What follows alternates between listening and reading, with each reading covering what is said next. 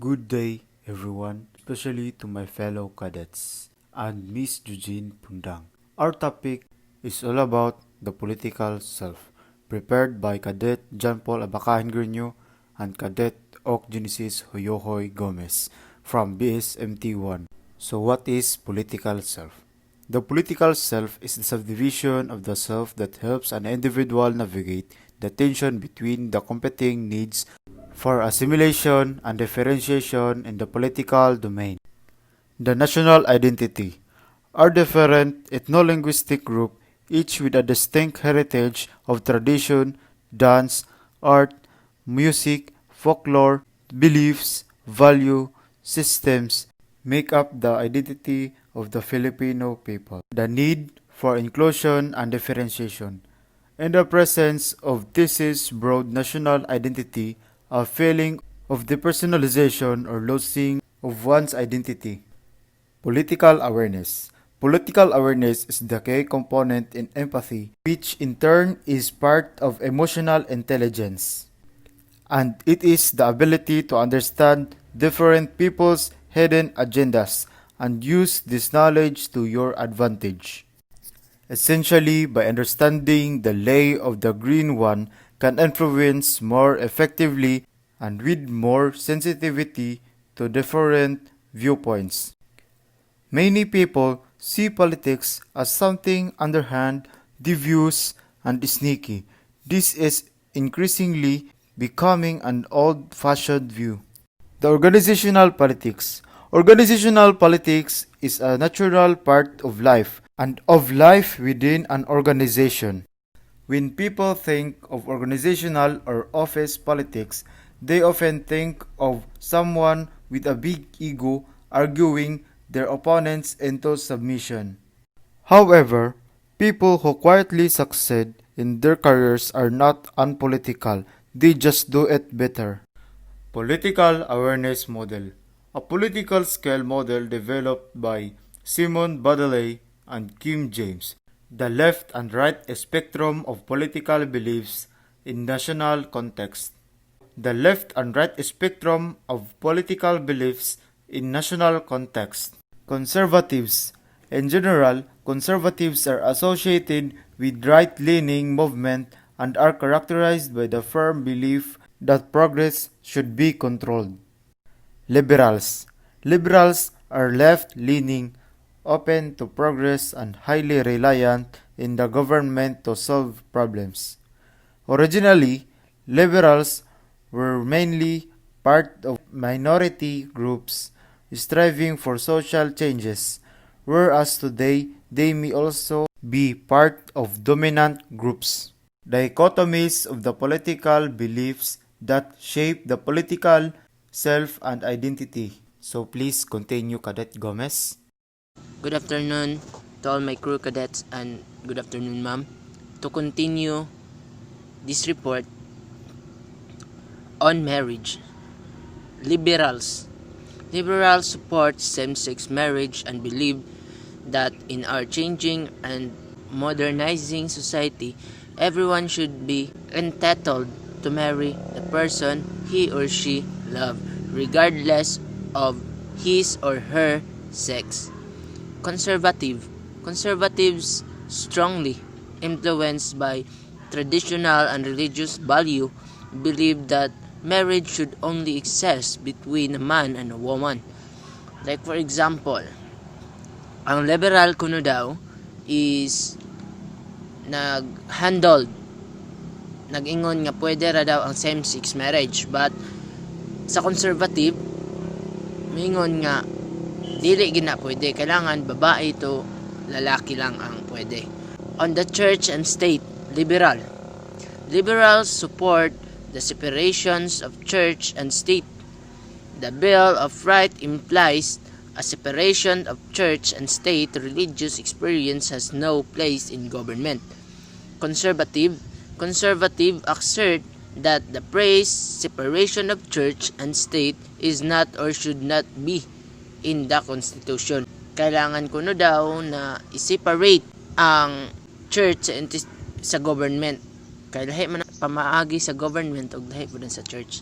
On imminent domain. Liberals are the supportive idea that the government has the right to use eminent domains, seizure, and private property by the government with comprehensions to the owner to accomplish as public end. Conservative asserts that the government should respect ownership and private properties.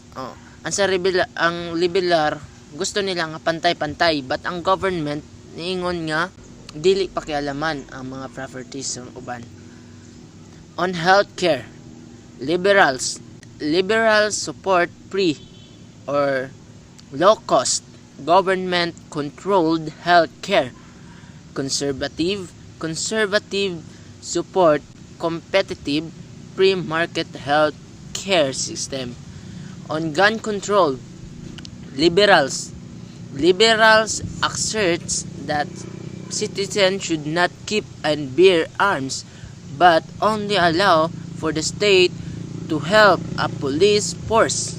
Conservative believes that individuals have the right to defend themselves.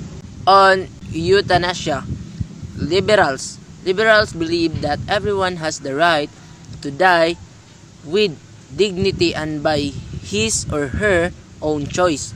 Conservatives believe that euthanasia, assisted suicide are illegal and immoral, and that is it unethical for a doctor to deliberately enable a person to terminate his or her life. On the economy, liberals believes that the government should interfere in and regulate the economy of the nation in order to protect citizens through corporate power. Conservative supports the free market and the capitalized system. On the death penalty, liberals believe that death penalty should be abolished and that capital punishment should be commuted to life sentences. Conservatives believe that death penalty is the appropriate punishment for certain crimes including murder and terrorist acts. On abortion, liberals believe that women have the right to decide what happens to their own body. Conservatives believe that abortion is the murder of a human being with separate rights. On taxes, liberals believes that where people should pay higher taxes and that the government needs tax money to address inequity within the society and to provide for all people including the indigent. Conservatives believe in lower tax for everyone. Developing political awareness in your organization or groups. Tip 1. Be guided by what is important. First, write down your top 3 priorities for the organization. Tip 2.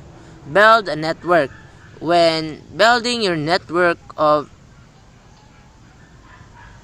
allies, look to build allies above your level, at your level, and even outside of your organizational. Tip 3. Watch and learn. Observing and trying to answer this question can not only help you identify who could make a strong ally, but it also helps determine the organization culture. Tip 4. Handle gossip tactfully. Don't get sucked into other people's gossip. Tip 5. Promote yourself tactfully. One way to do this is to practice the subtle art of show But don't tell. This comes from creative writings where rather than tell someone how it is you should them. Thank you ug maura to. So well done, Cadet Gomez. That's all. Thank you for listening, everyone, and God bless.